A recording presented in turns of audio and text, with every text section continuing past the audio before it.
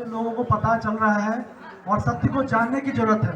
और दूसरी मैं एक बात बता रहा हूँ कि जो साधक आश्रम में मान पाने के चक्कर में या आश्रम जाए हमको बराबर आदर मिले, अच्छे से व्यवहार मिले मेरे को, उस चक्कर में बापू के साथ हो रहे अन्याय पे नहीं बोलते हैं, तो वो मेरे नजरों में उच्च कोटि के नीच साधक है, जो कि उसको बापू के लिए लेना देना नहीं है। आप लोग कहिए कि आपको सकुशल कुशल बापू चाहिए कि बीमार बापू चाहिए? स्वस्थ बापू चाहिए ना? आपको किस किस को बाहर बापू चाहिए? सबको चाहिए, जिसको सबको जो लोग हाथ उठाओ उनको धन्यवाद, परंतु जिसको ड्रामा दिखाया जाता है ना, बापू जी एकदम बीमार है और उनका ऊपर से जो कैथेटर लगा है वो नहीं दिखाते हैं, और नीचे से ऊपर से इतना वीडियो बना के और वहाँ पे आश्रम में दिखाया जाता है कि बापू जी बिल्कुल स्वस्थ हैं। और जो लोग देख के खुश हो रहे हैं ना, उनको धिक्कार है कि आप गुरु भक्ति नहीं कर रहे हैं, आप उन लोगों को सहयोग कर रहे हैं बापू को मारने में। और बापू को मार देंगे तो भी आपको ये बता देंगे कि इनकी समाधि बन रही है, आप लाखों रुपए तो आप दे देंगे और वो साईं बाबा की तरफ पे ट्रस्ट चलाएंगे। तो ये बात समझने की है कि ये लोग एक एक करके गलती कर रहे हैं, उन पे हम लोगों को ध्यान रखने वाली है। अब कुणाल भाई जोधपुर केस में जो शुरुआत कर रहे हैं वो केस के विषय में बताएं। कुणाल भाई।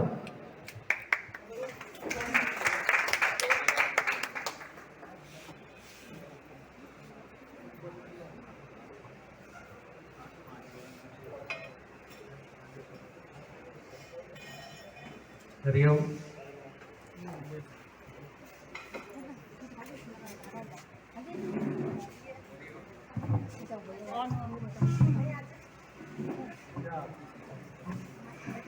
हरिओम। मेरा नाम कुणाल है और मैं 2013 से ही, जब से ये षड्यंत्र स्टार्ट हुआ है तब से ही बापूजी से काफ़ी मतलब क्लोज संपर्क बना के काम करा है मैंने।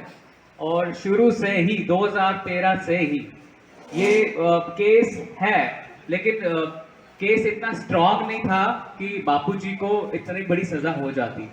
ये केस स्ट्रांग इसलिए बना है क्योंकि षड्यंत्रकारी हमारे केस संभाल रहे हैं शुरू से ही। और शुरू से ही हमने केस देखा है तो हमने बाबूजी को हमेशा बताया कि ये टीम जो है, जो आपने अपॉइंट करी है, जिनको बिल्कुल भी लीगल का एक्सपीरियंस नहीं है, वो लोग ये हैंडल कर रहे हैं, वो लोग हमें रिप्रेजेंट कर रहे हैं कोर्ट के अंदर।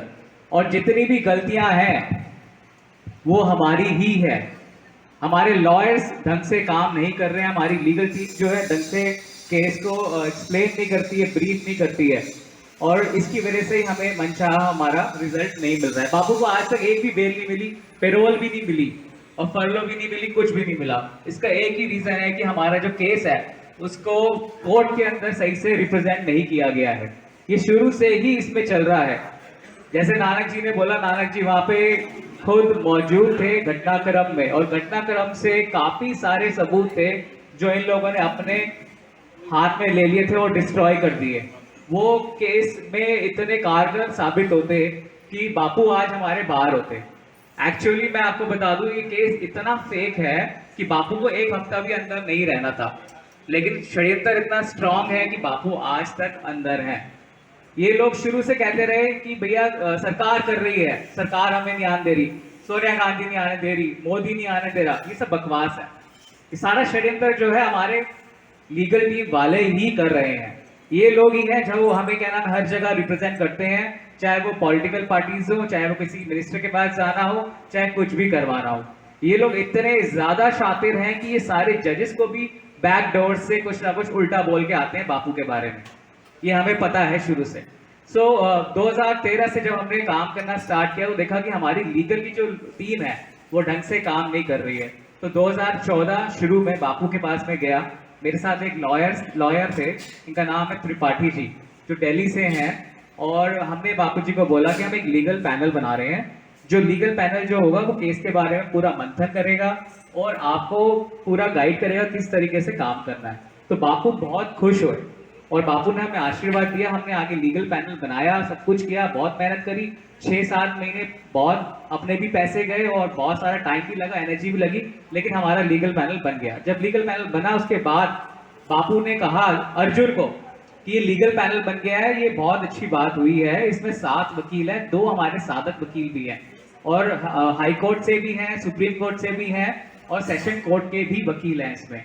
तो अर्जुन तुम इनको पेपर दो सारा केस का, ताकि मंथन हो सके। लेकिन अर्जुन ने एक बारी भी हमें एक पेपर भी नहीं दिया।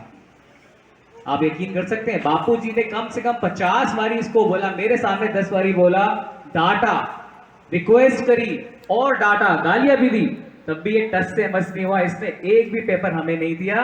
अगर ये पेपर देता तो हमारे लीगल पैनल जो था वो काम करता और सही राय बापूजी के पास रखी जाती और सही डिसीजंस लिए जाते। उसके बाद ये लोग हंसने लग गए हमारे ऊपर, मेरे ऊपर, और ये लोग कहते हैं कि देख ले, जो तेरे को करना था कर लिया, लेकिन वही होगा जो हम चाहेंगे। और ये किसी को भी नहीं पता कि सारा कुछ जो है हम कर रहे हैं, तू क्या कर लेगा। उस समय 2013 में किसी को भी नहीं पता था कि ये षड्यंत्र है, और 14 में किसी को नहीं पता था। तो मेरे को ये लगा कि यार अब क्या करें, पूरी दुनिया तो लीला लीला बोल रही है, पूरी दुनिया बोल रही है कि नहीं, ये बापू के आगे सारा कुछ हो रहा है और सारे जितने भी समर्थन है वो इनके पास है। उसके बाद फिर नारायण साईं जी के ऊपर केस लगा, वो भी हट गए, चले गए वहाँ पे सूरत। उसके बाद सुरेश आनंद जी गायब हो गए, और उसके बाद जो जो मेन में शिष्य थे सारे एक एक करके गायब होते रहे। पूरा सुपड़ा साफ, ये मैदान बिल्कुल खाली हो गया इनके लिए। इन्होंने सारे कंट्रोल्स अपने हाथ में ले लिए, लीगल अपने हाथ में ले लिया, फाइनेंस अपने हाथ में ले लिया। इवन ये बापू के ऊपर प्रेशर बनाने में भी कामयाब रहे हैं। कुछ बात ऐसी है जो ये बापू के ऊपर बहुत प्रेशर बनाते तो बापू को करनी पड़ती, ये बहुत बड़ा वीक पॉइंट है हमारा। उसके बाद जब इन्होंने मुझे बोला कि जो तूने करना था कर लिया, अब देखते हैं तू क्या करेगा। उसके एक हफ्ते के बाद ही मैंने बापू से आज्ञा लेके डॉक्टर सुब्रमण्यम स्वामी को हम केस में लेके आ गया मैं। उसके बाद जब सुब्रमण्यम स्वामी केस में आए, डॉक्टर सुब्रमण्यम स्वामी को केस में लेके आने का के पीछे कुछ कारण थे। वो कारण सबसे पहले ये है कि जितने भी लॉयर्स हैं हमारे जो आज की डेट में काम कर रहे हैं, उनको ये पैसों से खरीद लेते हैं। ये कहते हैं कि तुम्हें हमारे लिए काम करना है, तुम जैसा हम बोलेंगे वैसे ही काम करना है। अगर हम बोले केस खराब करना है, केस वीक करना है, और जितने भी हमारे पास प्रूफ्स हैं वो पेश नहीं करने हैं, कुछ वीक प्रूफ्स जो हैं वो पेश करने हैं, तो तुम वो करोगे। आज जितने भी हमारे वकील हैं, चाहे यहाँ पे प्रदीप चौधरी हो, जगमाल चौधरी हो, ये बिल्कुल ही बेकार वकील है, लेकिन अभी तक यहीं पर है। 2013 से अभी तक वो हमारे केस में एक भी रिजल्ट अच्छा लेके नहीं आ पाए। लेकिन जब इनको पता चला कि डॉक्टर सुब्रमण्यम स्वामी आ गए हैं, मैं 2 बारी डॉक्टर सुब्रमण्यम स्वामी जी को पूज्य श्री के पास लेके गया, उनसे मिलवाया। पूज्य श्री ने मुझसे कहा कि आज मैं बहुत खुश हूँ कि डॉक्टर सुब्रमण्यम स्वामी जैसा आदमी मेरे लिए पैरवी करेगा केस में। और मैंने बापू से कहा कि फर्क ये है कि डॉक्टर सुब्रमण्यम स्वामी बिक नहीं सकते हैं और कभी किसी की बातों में नहीं आएंगे। हालांकि ये लोग डॉक्टर सुब्रमण्यम स्वामी के जो वकील हैं श्री ईश्वरन सिंह भंडारी जी, उनके पास जाते रहे, बोलते रहे कि हम आपको डबल पैसा देंगे जितना कुणाल दे रहा है, जितना बापू दे रहे हैं, लेकिन आपको हमारी बात माननी पड़ेगी। उस बंदे ने इनको धक्के मार के अपने ऑफिस से बाहर निकाला। ये डॉक्टर सुब्रमण्यम स्वामी के पास गए, कहते हैं सर जैसा हम बोले आप क्या वैसा कर सकते हो, हम आपको डोनेशन देंगे। वहां से भी इसको धक्के मार के बाहर निकाला गया। मतलब मैं डॉक्टर सुब्रमण्यम स्वामी जी का बहुत ही शुक्रगुजार हूँ कि इनकी बातों में नहीं आए। इन्होंने बहुत ज्यादा मैनिपुलेट करने की कोशिश करी, तब भी नहीं हुआ। उसके बाद हमने आगे काम करना स्टार्ट किया बापूजी के साथ मिलके, बेल को लेके। बेल के लिए हमें कागजों की बहुत जरूरत थी और वकालतनामा की, लेकिन बापू ने मेरे से कहा कि तू एक काम कर, अर्जुन को वकालतनामा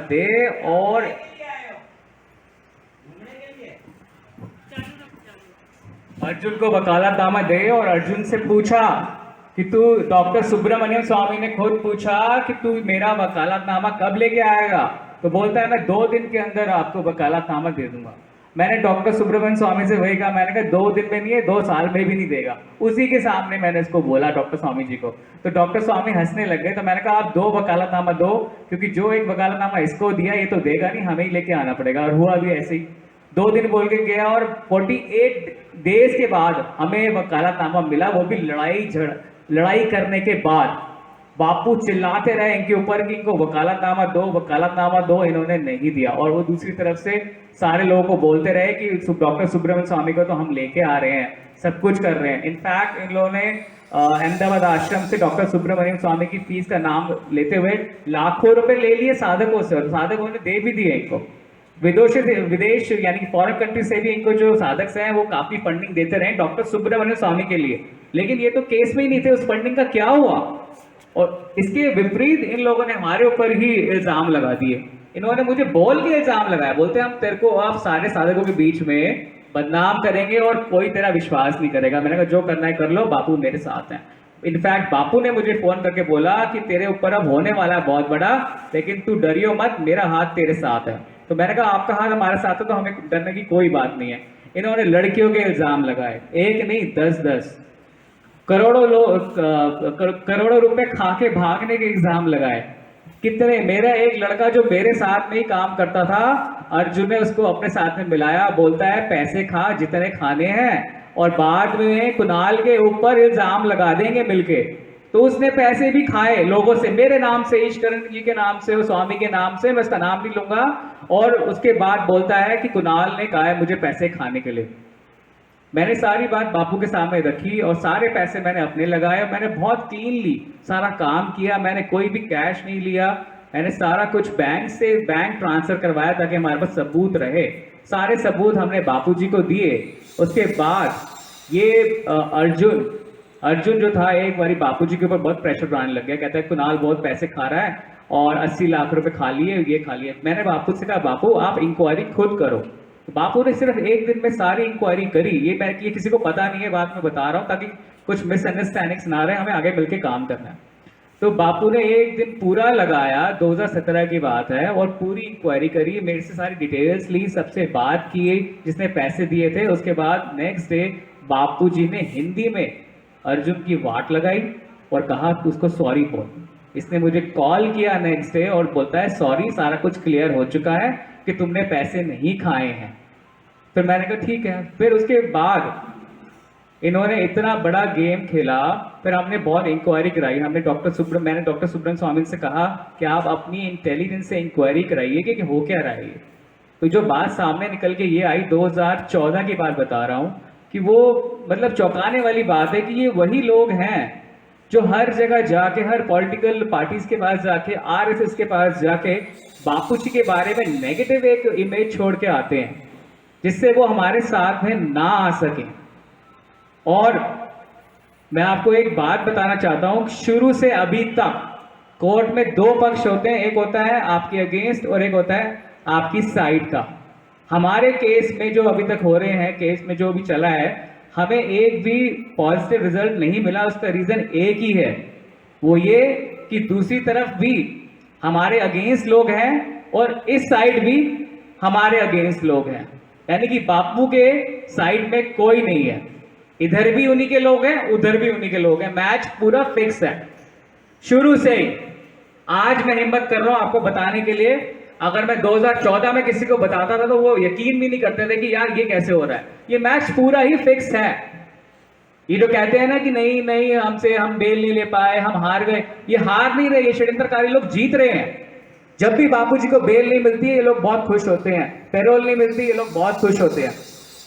जानबूझ के ये ब्लैकमेल करते हैं। इन्होंने जैसे बिस्सा जी ने बताया कि बापूजी थोड़े से आज मजबूर हैं। ये है, सच्चाई है, ये फैक्ट है। बापूजी अर्जुन को बाहर नहीं निकाल सकते, हालांकि बापूजी को सारा कुछ पता है केस से पहले से ही। बापूजी ने बहुत हिंट्स दिए हैं, बहुत हिंट्स दिए, लेकिन हम समझ नहीं पाए। एक बात अलग है, लेकिन इनके पास आज कंट्रोल है। अगर हमें कुछ करना है सही में, देखो चिल्लाने से कुछ नहीं होता, दीवारों में सर फाड़ने से कुछ नहीं होता, और काम करने से ही होता है। हमें इनकी चालें समझनी पड़ेंगी। इनकी मेन चाल ये है कि सारा कुछ कंट्रोल में रखो अपने पास। लीगल इनके हाथ में है, पैसा इनके हाथ में है, आश्रम इनके हाथ में है। आश्रम के अंदर जो पोस्ट हैं, जो अथॉरिटेटिव पोस्ट हैं, वो इनके हाथ में हैं आज की डेट में। इसलिए ये कुछ भी कर सकते हैं, किसी को भी कुछ भी कर सकते हैं। मुझे 2014 से, जिस दिन मुझे अभी तक याद है कि सुबह सुबह डॉक्टर सुब्रमण्यम स्वामी हमारे केस में आए थे, बापूजी बहुत खुश थे, और मुझे इसी शख्स ने शाम को फोन करके बोला कि तेरे को टपका देंगे। अब उसी शाम को मैंने बापू को फोन करके बोला, मैंने कहा आपका जो ये बंदा है अर्जुन, ये मेरे से कह रहा है कि ऐसे ऐसे कर देंगे। तो बापू ने कहा कुछ नहीं करेगा, मैं तेरे साथ हूँ, तेरा बाल भी बांका नहीं होगा। और मुझे इन लोगों ने बहुत ज़्यादा प्रताड़ित किया शुरू में, हर तरीके से मेंटली हरास करने की कोशिश करी, फिजिकली असॉल्ट करने की कोशिश करी, बदनाम करा। लेकिन बापू साथ थे, आज भी हैं, तो मैं बचा हुआ हूँ।